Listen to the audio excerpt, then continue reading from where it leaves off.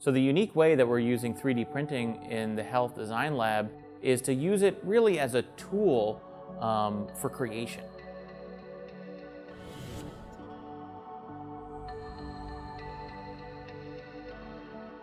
I first started working with Jeff Design when the early students who were involved in the program with Bond were in the emergency department trying to solve a problem relating to medication adherence.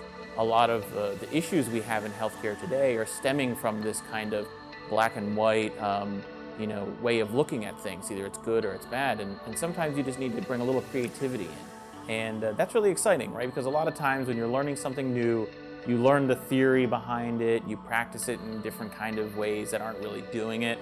But the best way to learn this methodology is to get your kind of hands dirty and prototype. Because you can imagine a surgeon who's at the top of their craft. They know everything that there is to know about the specialty in which they practice. But maybe they've never been exposed to this type of technology that can literally create anything in form that they can think of. And that's really what we've been doing down here. All we're doing is we're connecting the dots between all of the incredible talent that we have here at Jefferson, with the technologies that enable them to act upon their ideas.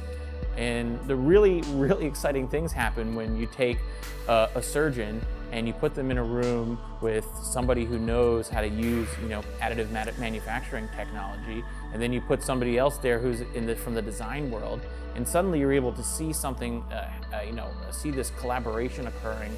And the more you do this, the more iterations you go through using this methodology, the more you begin just on a daily basis to look at things differently.